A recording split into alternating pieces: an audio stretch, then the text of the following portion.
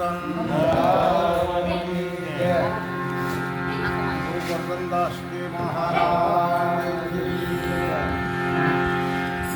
નારેલ હરિગુરુ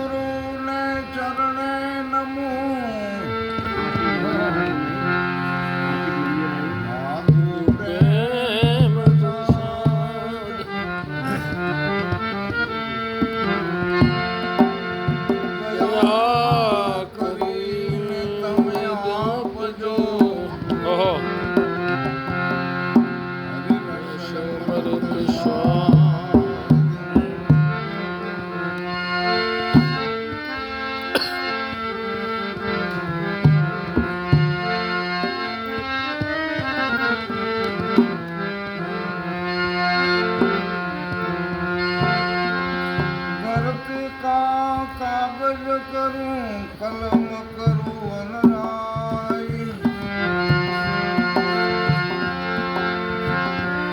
એમ સાત સમદર કી મેં સાઈ કરું ગુરુ ગુણ લખો ન જાય. સરસ આજની સત્સંગ સભા, આપણી જ્ઞાન સભા, ધર્મ સભા પથારામ મહારાજની હતી.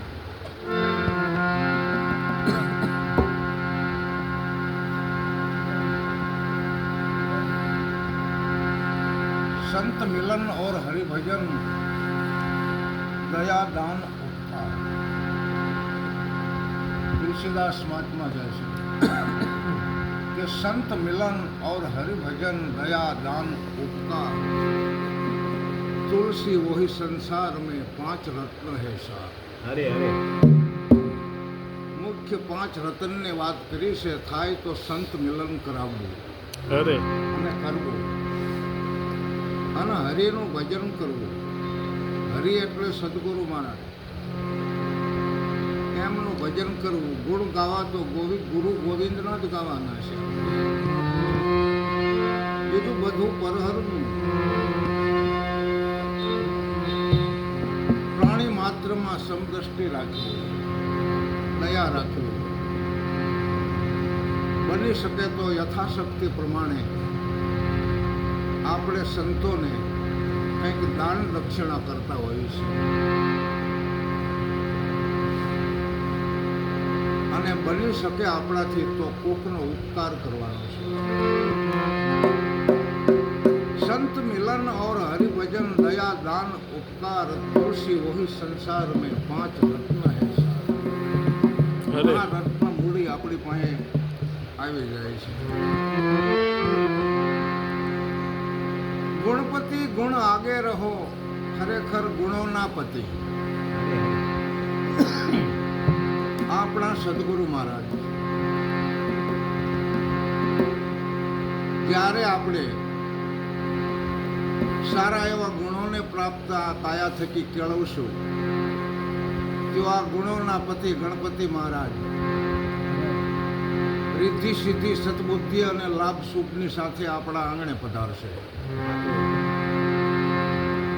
એટલે સવારામજીએ કીધું કે ગુણપતિ ગુણ આગે રહો. જો આપણામાં અવગુણ હશે તો સદગુરુ મહારાજ બહુ દૂર છે. અવગુણનો ત્યાગ કરવાનો છે અને આપણે એવા 15 ગુણો પ્રાપ્ત કરવાના છે. એક તો વચન, વિવેક, સત્યમાં વૈરાગ, સદગુરુ ઉપર વિશ્વાસ, આપણી શુદ્ધ વાણી, આપણો શુદ્ધ મનનો વિચાર, આપણું શુદ્ધ નખથી સીધા સુધી વર્તન.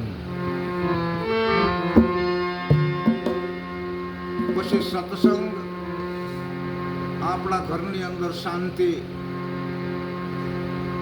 આપણા ઘરની અંદર સંપ,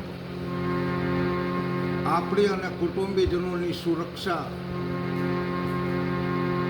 તેમજ સદગુરુ મહારાજનું ધ્યાન, અને ધ્યાન પછી ધારણા, પછી આપણામાં આવેલ શૌર્ય અને ક્ષમા, આ બધા ગુણોની વાતો છે. અને એ બધા ગુણો આપણામાં હશે તો ગુણોના પતિ સદગુરુ મહારાજ રિદ્ધિ સિદ્ધિ સહિત આપણી કાયામાં, આપણા ઘરને આંગણે જરૂર આવશે. સદબુદ્ધિ પણ આવશે, રિદ્ધિ સિદ્ધિ પણ આવશે. તો એવા સદગુરુ મહારાજને કોઈ સંતના અભ્યાસથી કેટલી બધી ઉપમા આપી છે કે આ ધરતીનો કાગળ બનાવું અને 18 પાર વનસ્પતિના જે લાકડા છે એની હિંડી પેન બનાવું અને 7 સમુદ્રની સહી બનાવું અને લખવા બેસું ને તોય સદગુરુ મહારાજના ગુણની શું વાત કરીએ. હે મહારાજ, અમારામાં અવગુણ હોય તો તમારી કૃપાથી અમારા અવગુણને તમે દૂર કરશો. જ્યારે આવું આપણું હૈયું બની જાય, આવું આપણું મન પીંગળી જાય, આવું આપણું ચિત્ત ચોંટી જાય, આવી આપણી સુરતા સદગુરુના સંબંધની સાથે લાગી જાય, ત્યારે આપણે આ શરીરવાળા, આ આસનવાળા આત્મ રાજા સહિત આપણે એવું મજાનું આપણું સોનાનું શરીર બની જાય છે કે ન પૂછો વાત. તો આ સોને કે વહી નગરિયા બનાવવાની છે, પારસમણીની ગલીઓ વાંચી છે. અને હરિભજન અને સત્સંગ ન હોય તો આમાં જમણા આવે. માટે હરિભજન અને સત્સંગની જરૂર છે. સંત સમાગમ હરિકથા તુલસી દુર્લભ હોય, શુદ્ધ ધારા ઓર લક્ષ્મી હો તો પાપી કો ભી ઘર હોય. ઘણા બધા પાપી માણાના ઘરે રૂપિયાનો ઢગલો હોય, પોતાની પત્ની હોય, છોકરા છોકરીઓ હોય, પરંતુ અહીંયા હરિભજન કે સત્સંગ હોતા નથી. હરિભજન અને સંત સમાગમ અને આવું બધું શા માટે કે ખરેખર આપણે કોઈ એવી પરદેશી ભૂમિમાંથી આ કાયાની અંદર આવ્યા છીએ અને આ કાયા છોડીને એક દિવસ આપણી જે ભૂમિકા છે અહીંયા જતું રહેવાનું છે. તો અહીંયા કોઈ આપણી સંગાતે આવતું નથી.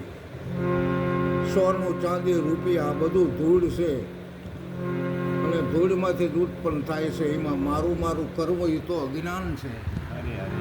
ઠીક છે, પરમાત્માએ આપણને વાપરવા માટે આપ્યું છે એટલે આપણને જો સમજાય તો આપણે એટલું બધું આમ જરૂરી પૂરતું જે કોઈ આપણે વાપરવાનું હોય છે માટે આપણે જતન કરવા માટે આ પરમાત્માએ આપેલી જે કોઈ વસ્તુ છે એ વાપરવાની છે. ખરેખર સદગુરુ મહારાજે આપણને શરીર પાછું આપ્યું હોય તો એ શરીર માયાવી છે કે અસલી છે વિચાર કરવાનો. જો વચનની ખબર પડશે તો આપણને જરૂર ખબર પડશે. સદગુરુ મહારાજ કૃપાળુ છે, દયાળુ છે. આમ જો મેલા લુગડા લઈ લે અને નવા આપે, કેટલી બધી વાત છે. એ આપણા ઉતરેલા ઘરાણા બધા લઈ લે અને એકદમ ખોળવાલા હોણાના ઘરાણા પરત કરે. એમ સદગુરુ મહારાજે આપણને કેવું તન મન ધન આપ્યું છે,